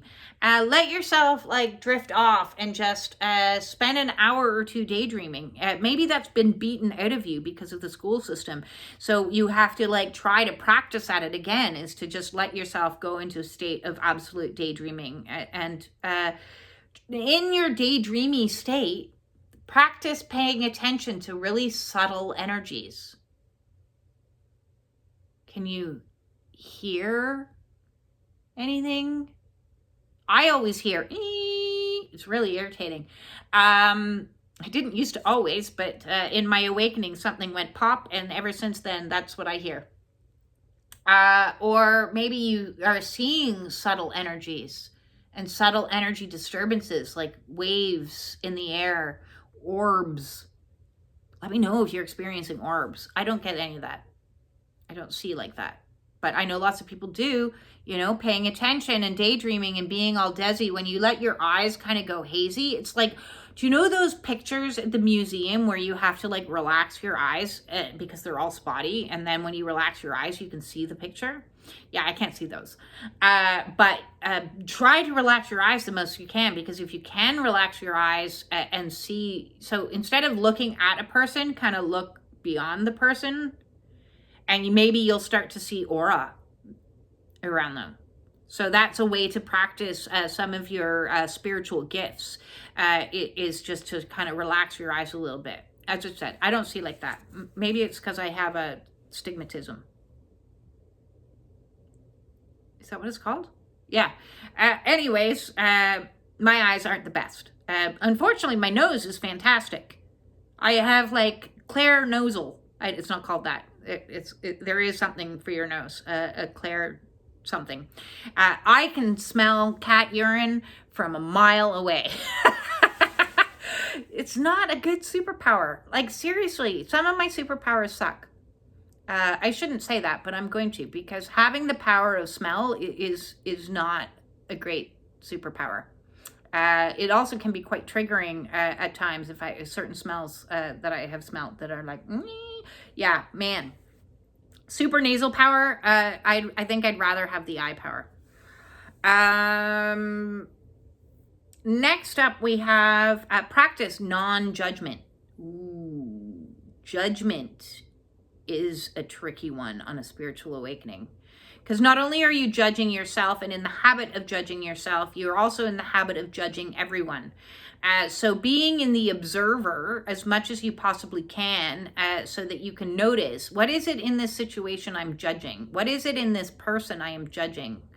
What is it that's causing me to like have a repulsion or an attraction into this? Because, you know, judgment doesn't necessarily mean always a bad thing. Maybe you're like judging them as like being the most incredible person in the world. So when we observe our judgment transforms into discernment.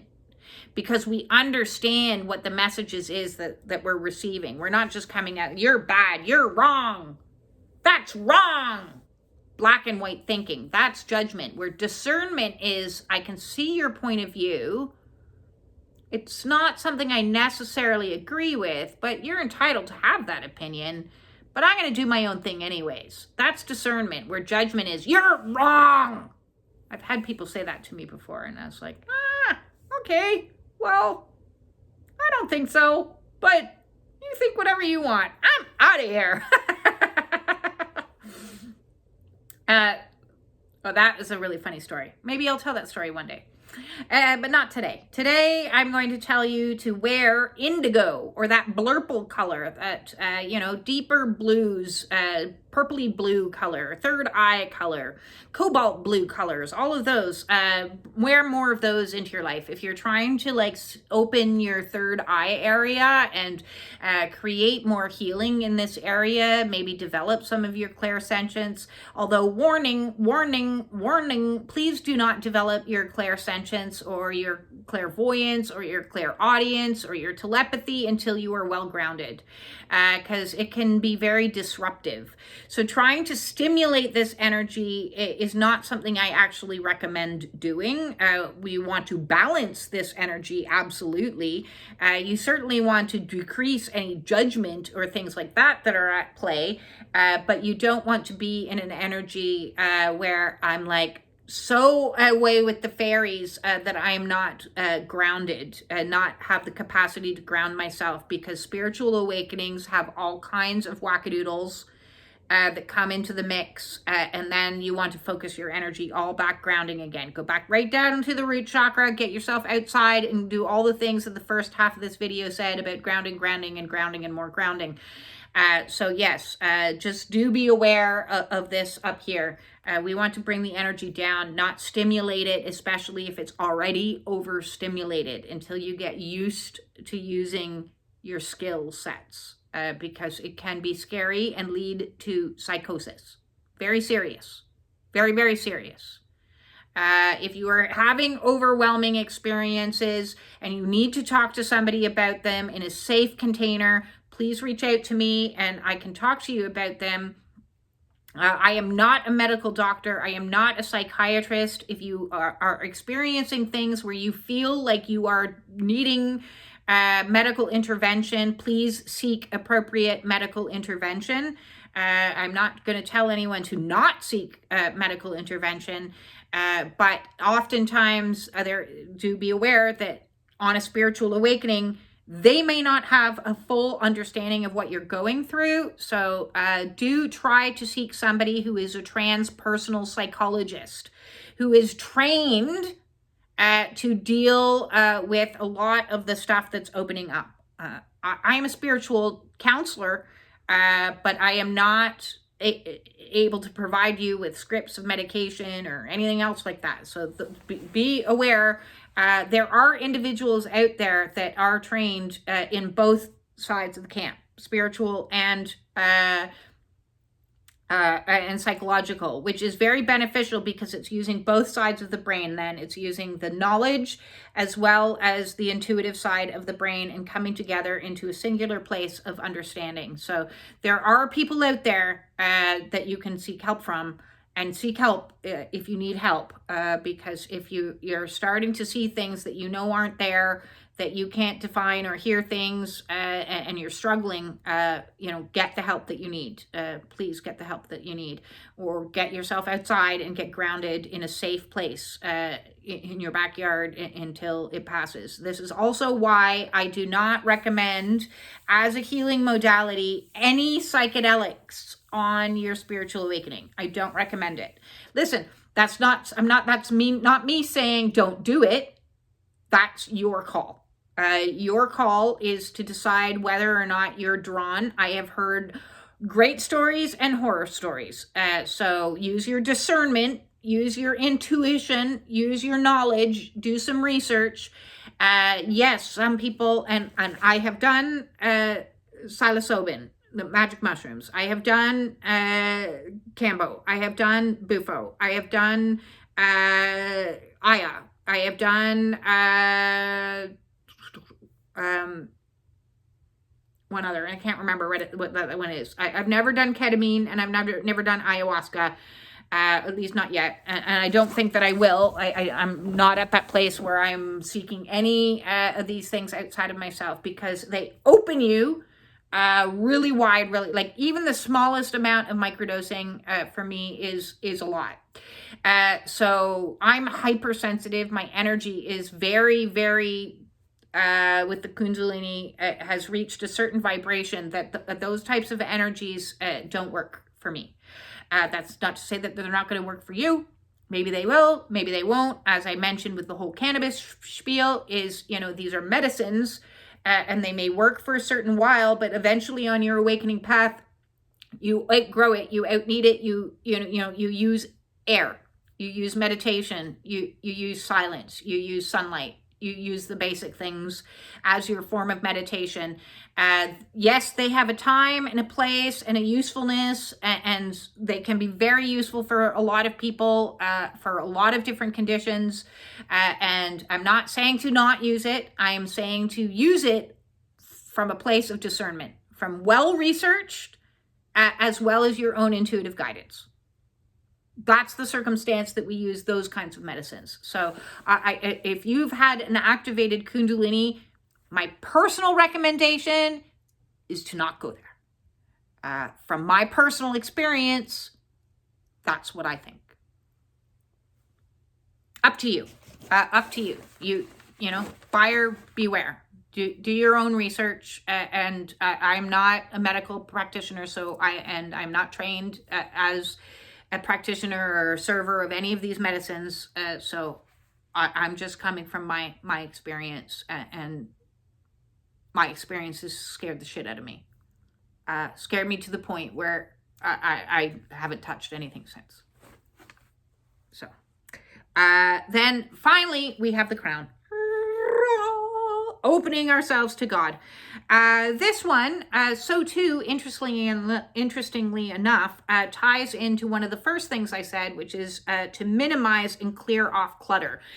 Because if we have clutter all around us, the mind is going to be cluttered too. So we want less clutter as we can possibly manage in our lives. This is where we can also get into reading inspirational material. As you go through your awakening, your reading style changes, your movie style changes, your music style changes, and you might be drawn to more spiritual texts and things like that, and spiritual teachings, and put down the murder mysteries. Because you don't want to stimulate the Kundalini into fear. You want to read stuff that's going to soothe you and calm you. So that includes movies, television shows, YouTube videos, everything else. These are going to help your crown chakra, and these themselves are forms of healing. If you need a book list, I did a video a while back, and I don't know which list it would be. And if you did a search of books that I recommend, I did, I think, 10 books that I recommended. Maybe. If you want some recommendations for literature, check that list out. Unplug from electronics and learn to enjoy silence.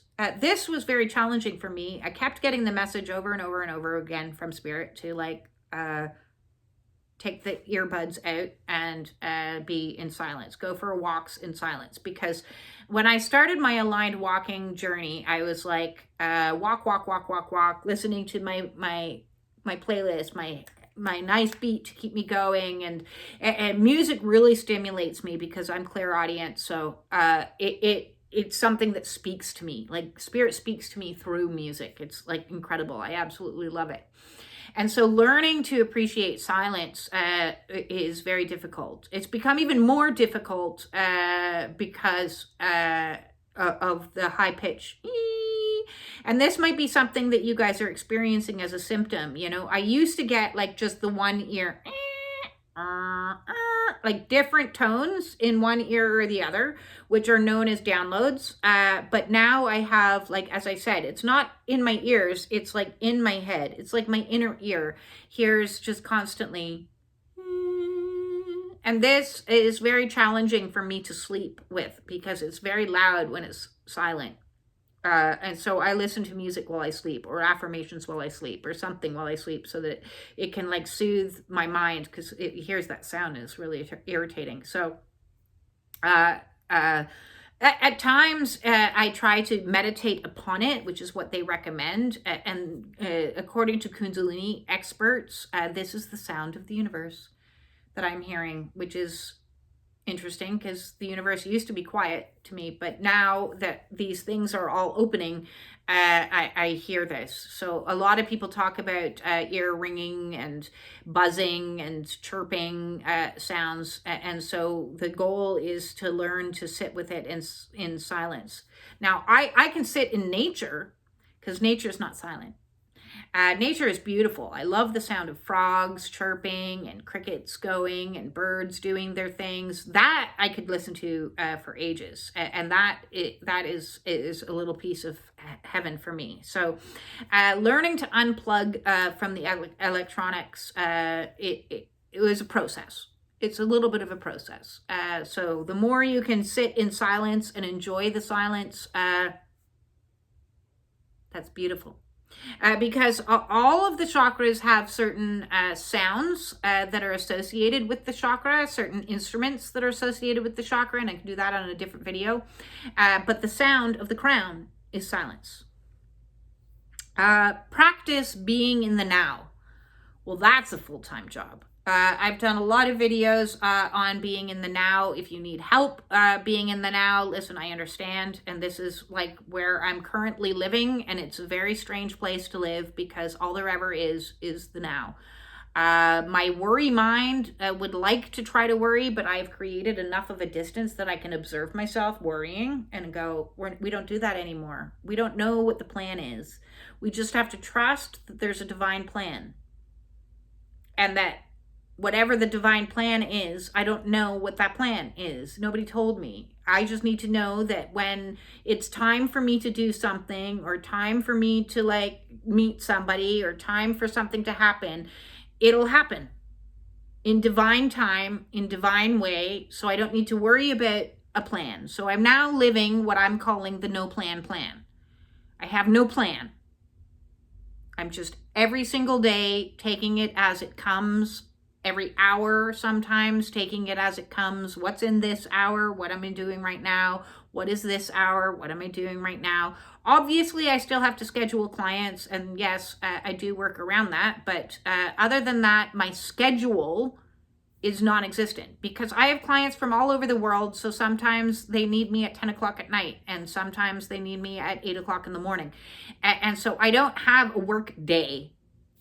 I don't have a human construct schedule of 9 to 5, Monday through Friday, 3 meals a day, sleep from what to what. I sleep when I'm tired, I eat when I'm hungry, I go to the bathroom when I need to, and I meditate when I'm told to, and I make a video when I'm inspired to. I have a client when I have to. See? It's the no plan plan. And I'll keep doing the no plan plan until the next thing. And I have trust and faith that not only will Spirit provide for me what I need when I need it, but I have trust and faith in me that when I get there, I'll be able to do what it is they need me to do. Because I can look back in my past and go, every time that I've had a challenge, I've overcome it. Every time that I've needed to heal something, I've healed it. Every time that I've needed to do something, I've done it. So I trust me and I trust Spirit. So cultivating trust in the crown is a constant process, and learning to let go of worry, which is the next one, has been my main theme for I don't know, ever. I'm telling you, if worrying was an Olympic sport, I'd be gold. I would be the all-time reigning champion. So I understand worry more than anybody else, and learning, cultivating a practice to let the worrying go and to be in presence and to be in the now and accept whatever the now is, because the now doesn't mean that it's going to be a happy now. It might be a sad now. This morning I woke up in sadness. This is what we're in today. Right now we're in sad. Right now I'm kind of giddy. The next now might be from hunger. The next now after that, I don't know. I don't have a plan. There's no discernible plan.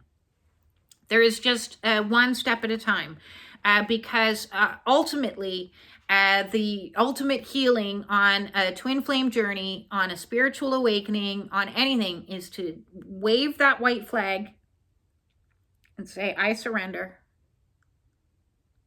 I surrender some more. I surrender to this now. I surrender to the not plan. I surrender to this pain. I surrender to this emotion. I surrender to this feeling. I surrender to this breakup. I surrender to this collapse. I surrender to the unknown. I surrender to... It's just constant surrendering. Every single day. Surrender, surrender, surrender some more. With that all said, because wow, I think this is my longest video yet. I could be wrong. With that all said, I'm going to say thank you, and thank you for everybody that has watched this video to the very end. I think that's amazing. Thank you for all the likes, the shares, the subscriptions, the supers. Even a $2 donation towards my videos means the absolute world to me. I really appreciate it, because if you find my content useful, entertaining, educational, I just want to keep being able to do this. And so every single tiny little bit helps. If you want to make a little bit of a bigger donation, I have a link to my PayPal in all of my videos, or there's, a link in the Spiritual Warrior Support Group for that 1111 donation for my group support. So if you're wanting to join the Spiritual Warrior Support Group and haven't done so, please hop into Facebook and join us over there. If you want to join us for our weekly Zoom meetings, and I'm thinking of adjusting the time there on Wednesday, because a couple people find the 5:55 a little difficult, so I'm going to move it probably to 7. So 7 o'clock on Wednesdays, that's Eastern Standard Time, PM. And then 11:11 in the morning on Sundays. Eastern Standard Time for $11.11. Contribution, donation, please and thank you for the Zoom meetings. If you want to join us for the dance off your emotions, Friday, April the 4th at 7 p.m. is when that's happening, and I'll be posting that a good few times to let people know about it in the Spiritual Warrior Support Group. If you want to book with me, please reach out. If you want a private oracle read, please reach out. If you would like to treat yourself to a distance healing with me so that I can plug in to your chakra system and make some recommendations based on my intuitive hits, please feel free to reach out and let me know that's what you're looking for. All of my services are by donation, and I am sending you all my absolute love, compassion, and gratitude for you doing your healing work, because every single person that does more healing work is helping the planet as a whole. So thank you for being a warrior and a superhero, as far as I'm concerned. And that all said, peace in.